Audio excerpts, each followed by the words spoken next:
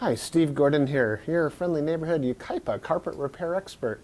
And if you need your carpet fixed, you've come to the right place. I made this video to answer all your questions all about carpet repair. Now, if you need more help after you've watched this video, well, feel free to give us a call here at this office.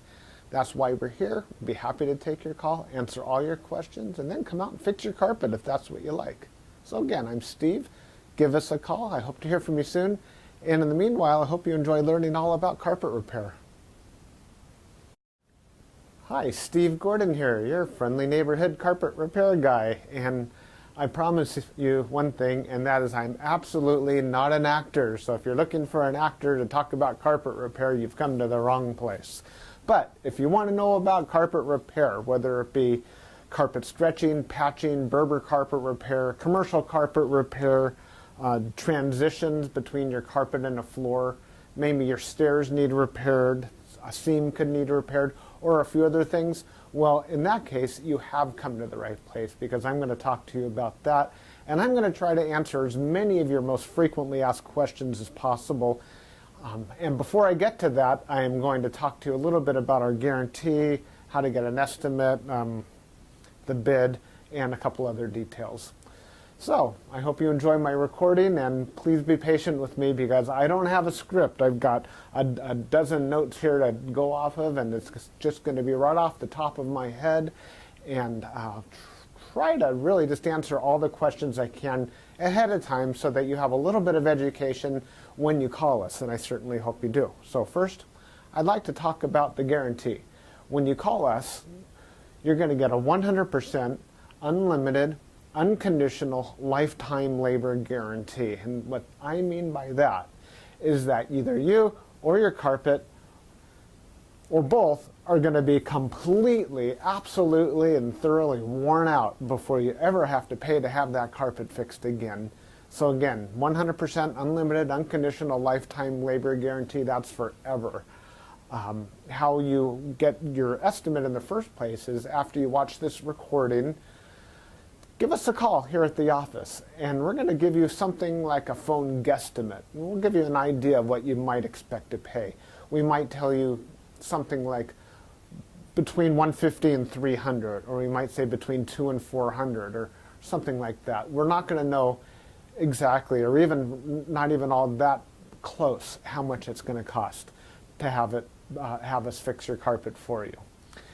So if you feel like we're in the right sort of price range, then we're going to schedule an appointment to come on out and actually give you an absolutely free, no obligation bid. At that point, if you feel the bid is fair, and I'm sure you will because it's our business model to give you a fair price so that we could do the job right then and there all in one trip. We would really love to just do it in one trip. Now, I understand that sometimes you need to get a bid on one trip and then come back at a different time, have us come back at a different time to actually do the work. But by and large, it's normally best to just get it all done all in one trip, and that's how we'll give you the best price as well. After all, driving out to your place once is going to be less expensive for both of us than it would be to drive out to your place 2 or more times. Now, another thing about the absolutely free, no obligation bid is at that point we're going to actually have an opportunity to see the work. We're going to see exactly what needs to be done because you see, when you call us on the phone, even though you think you've explained the situation thoroughly, it's very likely that either myself or one of my assistants here that helps me answer the phone won't really understand exactly what we're dealing with until we actually see it.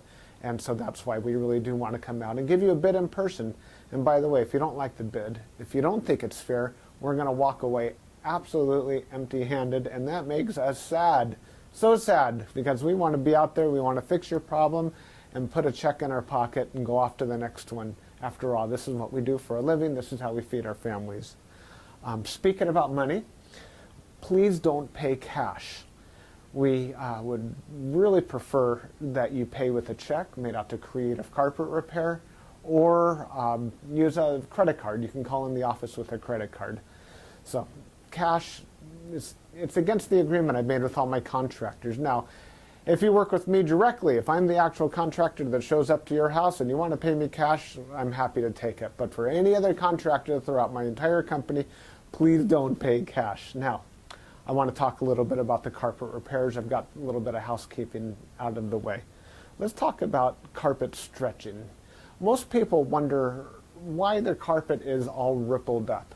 So if you look out at your carpet and you see more waves than the ocean, or it's more rippled up than you can believe, and there's peaks and valleys in your carpet and you're getting seasick just looking at it, or if it's a trip hazard, there's a real good chance that your carpet was never stretched in tight enough to begin with. You see, whoever stretched your carpet the first time around more than likely didn't use a power stretcher. Now what a power stretcher is a pole that it butts up against one wall on one side of the room, and this pole runs all the way across the room to a head that's on the other side.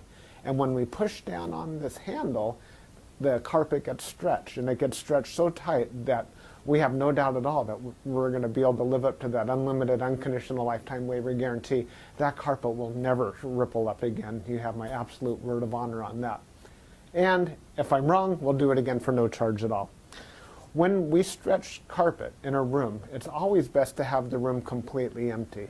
We could empty the furniture out of the room for you if that's what you need, but more often than not, the customer will want to get as much as possible out of the way. Now, don't strain yourself. Don't go moving a giant king-size bed or a dresser that weighs, more than 10 elephants.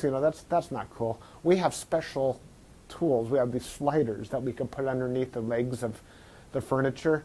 So even if your dresser weighs a couple hundred pounds and is harder than heck to move, we get those sliders underneath there, and we can move that stuff around if that's what we need to do. So don't strain yourself moving the furniture.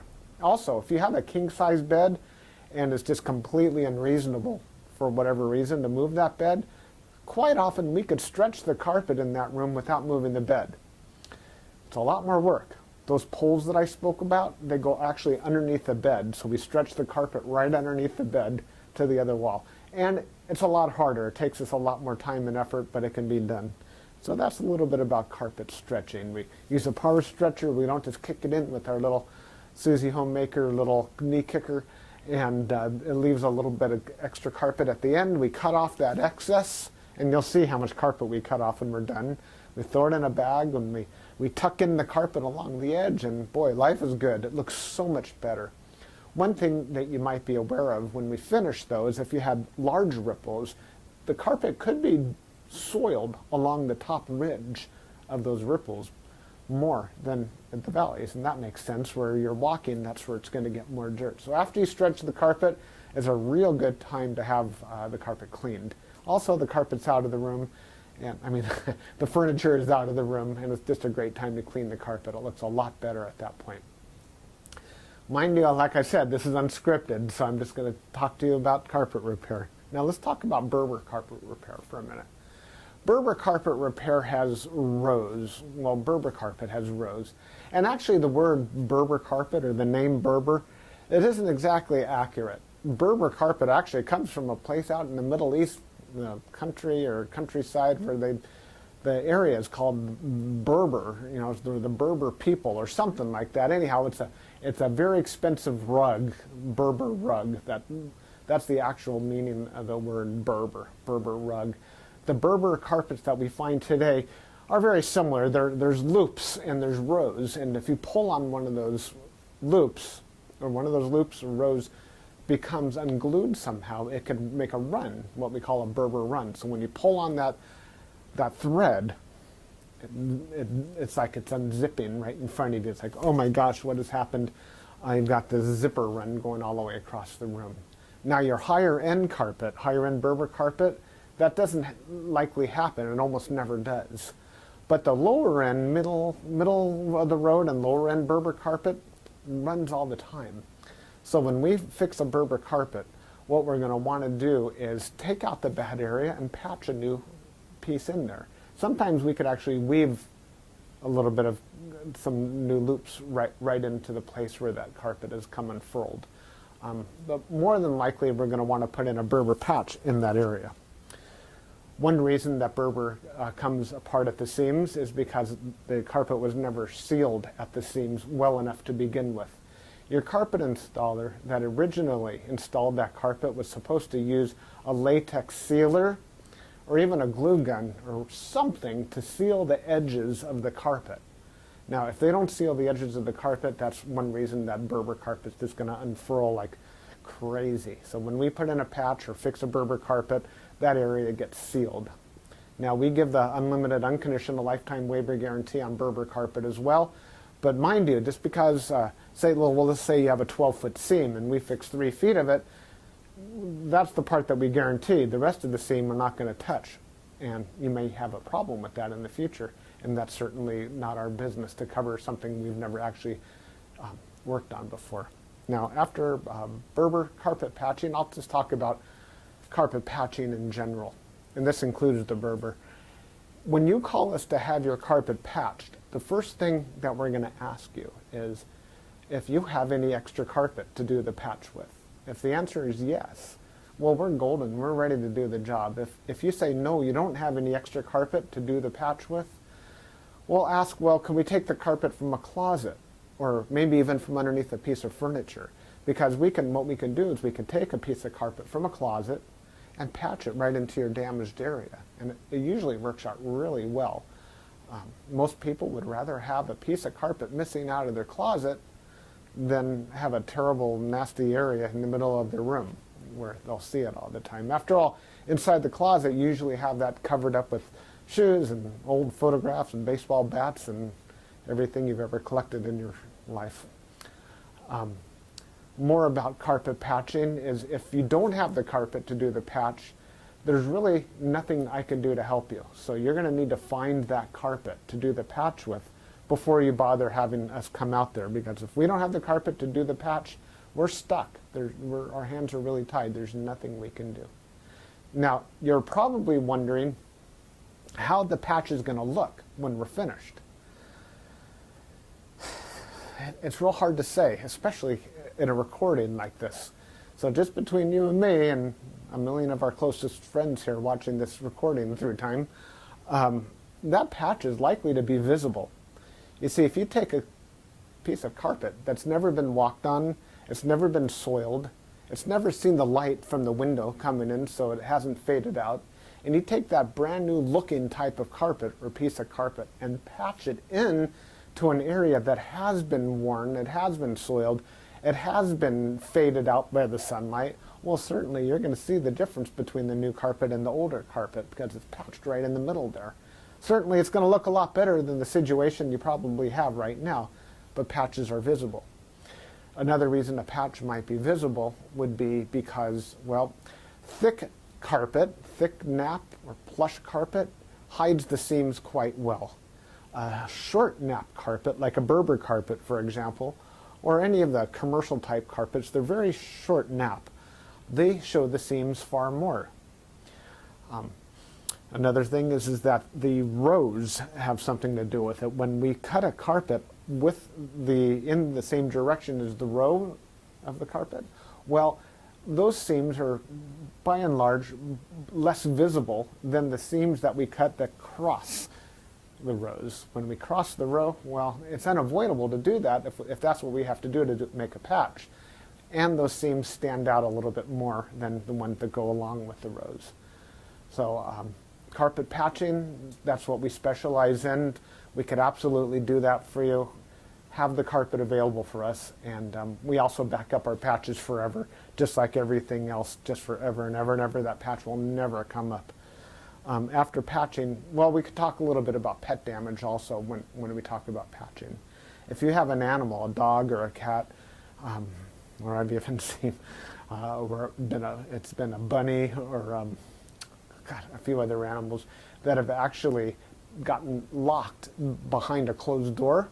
What'll happen is they'll get that separation anxiety and they'll try to dig their way out and they'll just rip the heck out of the carpet. That's one of the main reasons we'll do carpet patching. If that's the case, well, certainly it's just like any other patch. You supply the carpet, we'll put it in. However, if that animal didn't tear up the carpet, if they actually urinated on the carpet, there's a whole other thing we can do about that, and I'm going to need your help for that. What we'll do is we're going to ask you to go to the pet store or go online and buy twice as much of a product as you think you're going to need, maybe 4 times as much, to actually kill the odor. Now, the product I'm talking about is actually an enzyme, and what we'll do is we'll pull back the carpet, we'll remove the padding, clean the floor, and you'll pour this enzyme onto the floors underneath it all. And that enzyme will eat up all the proteins that contribute to the smell of the urine in your carpet. Then we'll put in new padding, and you'll pour that enzyme cleaner all over the backing of the carpet as well at that time.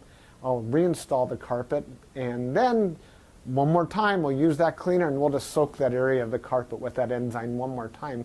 And that's likely to kill the scent altogether. That smell should be completely gone. If not, it's probably because your animal found another place that you don't even know about, and I'm sorry about that. There's nothing we could do about your animal. Now that we've spoken about pet damage, I like to talk about carpet to floor transitions. A lot of people call us because they've put in a new floor. Maybe it's a tile or a wood floor, and their carpet now needs to be finished along that edge. More often than not, we don't need to put in any kind of metal there. There's a lot of different types of situations where you do want a metal. If you have an apartment building and you want the carpet to last a long time, between the carpet and, say, for example, a linoleum floor, we could put some metal there. There are flat metals. They're the type of metals that they're called, I've called them beat-down metals before. I'm not sure exactly what they're called. Beat-down metals, they're golden, they're silver, and the carpet goes right in there and it gets hammered down, gives a nice clean edge, and it protects the edge of the carpet for a very long time. But if you're like most homeowners, that's not why you're calling us for a transition. You're calling for the transition because you just put in a nice marble or travertine floor, maybe a wood floor. And so what we'll do with that is we're going to pull back the carpet and put in a new tack strip right up alongside that floor. Now that floor is going to be holding the place as if it were a wall. So here's your floor, here's your tack strip right in front of it. We're going to pull the carpet over that tack strip and tuck it in right there. So all you're going to see is a nice smooth transition between the carpet and the floor. Now, many times when you put in a new floor, it's important to put in some work into the subfloor underneath, and that might include using hardy backer or some other type of material that raises the floor up even higher than it would have been. So let's just say, for example, you've got a 1/2 inch new tile and another 1/4 inch of underneath there of a hardy backer, or it could even be more. It could be 3/4 of an inch altogether, or even more, that is higher than the carpet. That's extreme. It's usually not that high, but let's just say it is. If we just bring the carpet up and end it right there, well, you're going to stub your toe against that thing. You're going to be cursing to holy high heaven every time you do that. It's just not fun at all. Trust me, it's not. You'll understand if you ever do that. What we're going to want to do in that case is one of two different solutions. We're going to do one of two solutions. One is we can pull back the carpet quite far and use a product like a Fix-All, which is a very fine cement type product. And we're going to feather in a nice ramped area so we raise the level of the floor slowly up to meet it. What's great about that is the floor and the carpet will be at the same level, then you won't stub your toe. What's not so great about that is when you're walking up that little ramped area, well, you feel like you're walking uphill. There's really no way around that I know of outside of pulling out all your carpet and floating a whole new layer of concrete, self-leveling concrete on the entire concrete floor and underneath.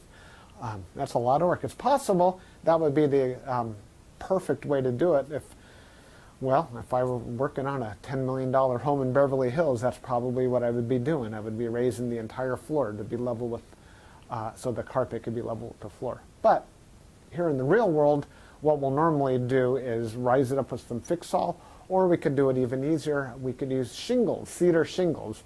Cedar shingles are about that long, and that makes a nice little ramp up. And it normally works just beautifully. It's quick, it's easy, we can get it all done in one trip. So we're going to raise the level of the carpet right up to the level of the floor, and you're just going to be happy as can be about that. Some transitions are round, curved. Other transitions could be squared.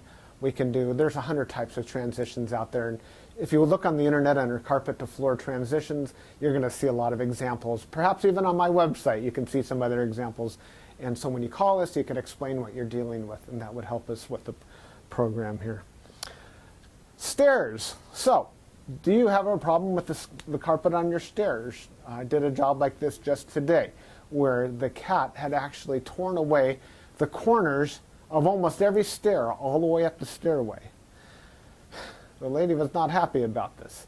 My solution to this was that, well, first of all, I asked her, do you have any extra carpet? And the answer was yes. You can take the carpet out of a closet. And I told her, well, you're going to have carpet missing out of a closet. And she said, well, that's fine. You can put this carpet in the closet. So she had something that didn't match at all. And she didn't mind because, well, she just didn't care that the carpet in the closet didn't match halfway through. So I took the carpet out of the closet, and the first thing I did is I completely replaced the first two stairs, because after all, the first stair or two wears out faster than everything else anyhow, and those first two stairs were pretty trashed. Instead of just fixing the little corners, just replace the entire stair if you can. It'll make a world of difference to have something new there. With all the rest of the stairs, I just did these little bitty patches all the way up one side and all the way down the other, and it was just beautiful. I think it gave her probably another 10 years of life to her carpet to fix those stairs. Another thing you could do with stairs, what some of my customers have done, and I love this idea, is replace the entire stairway by, well, let me back up a little bit. Let's just say you have a 3 or 4 bedroom house, and it's the same carpet throughout the entire house, and your stairway is pretty much in the middle of it all. And if you replace the carpet on your stairs, well, it's going to be a slightly different color than the rest of your carpet, and that's going to look low class, and we don't like that, do we? No, we don't. What I would suggest in that case is that we take the smallest room in the house, maybe a small bedroom or nursery, and pull the carpet out completely from the smallest room in the house and buy new carpet for that room. Then we have maybe a 12 by 12 piece of carpet, and we can replace the entire stairway with that carpet. That way it matches the entire rest of the house except for that one room. That'll easily save you $4,000, $5,000, $6,000, $7,000 right there. And it's a lot less work too. So I like that idea. You got a whole new stairway. A lot of people, you walk in the front door and there's the stairway right there. If the stairs look bad, it's hard to recover from that first impression. So take my word for it. That's a really great way of going. Now stairs. Commercial carpet repair. If you have commercial carpet and that needs to be repaired, it either has ripples and waves or it needs a patch. If it's rippled, it might need to be stretched. We've already talked about carpet stretching. On the other hand, it might have a different issue. It could be your commercial carpet was glued down to concrete to begin with. If that's the case, what we do is we actually take a knife and we just cut right down the middle of those ripples, cut right down those bubbles, and we will re-glue the carpet right underneath there and smush it all down, and believe it or not, those bubbles are going to be completely gone. They might be completely invisible when we're finished. You won't even see where we cut it, because where we cut it is exactly where we put it back together. The carpet will be nice and tacky before we push it back down.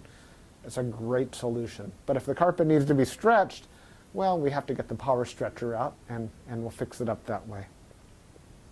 Now, if your carpet in your commercial building, say you have an office, is because, let's just say that you removed a wall between two rooms. If that's the case, you may have a strip of carpet that's missing.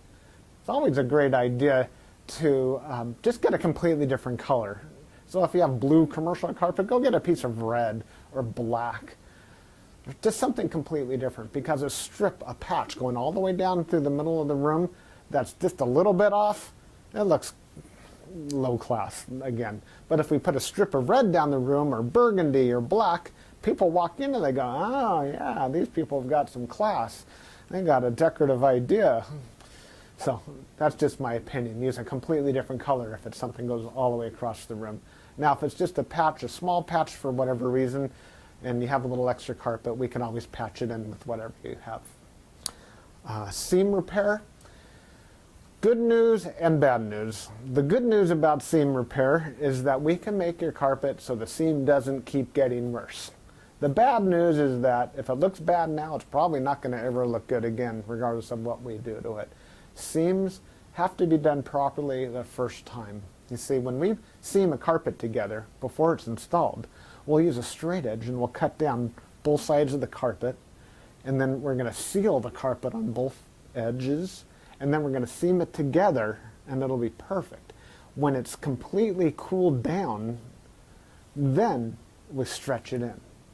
If we go back and try to open up the seam and cut that carpet off and try to bring it together, the chances of it ever looking better are right around 0. So I'm sorry to tell you that your seam repair, we can make it possibly look a little bit better. We can make it stop getting worse. We can make it not be a trip hazard any longer. But don't have your expectations too high when it comes to seam repair.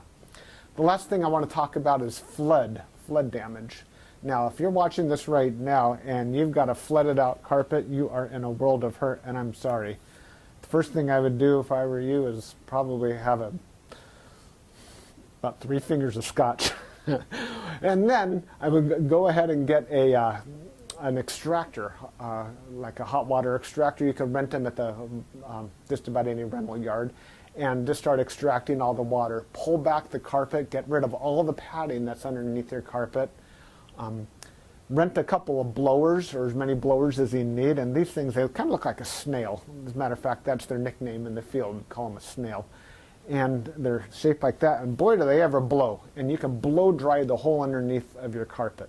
Set it up and get that carpet completely dry. At that stage, that's when you call us, and we can supply new padding, put a new pad, reinstall your carpet, clean the carpet for you if you're in an area that we do carpet cleaning, and life is good. You can put your furniture back and you'll be happy again. You don't have to do it yourself. If you want to call a company, even ours, depending on your area, can do that extraction for you as well.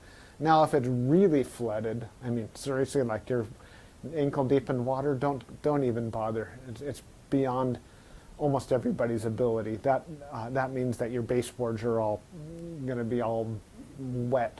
A professional company will come and remove your baseboards, and we don't do that ourselves. They'll remove your baseboards, they'll drill holes in the wall, attach blowers to your walls, and blow dry the entire area, inside the walls and out, the carpet, the floor, the whole shebang.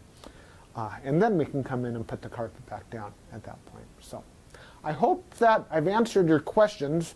If you have any additional questions, now that you've heard me talk for the last I don't know how long, feel free to call me here at the office. I would be just tickled pink to hear from you. If I'm not here, one of my assistants, whoever answers the phone, will be well trained and will be able to answer any questions that you have about carpet repair. And then at that point, we'll be absolutely positively honored if you would have us just come on out to your place and fix your carpet for you.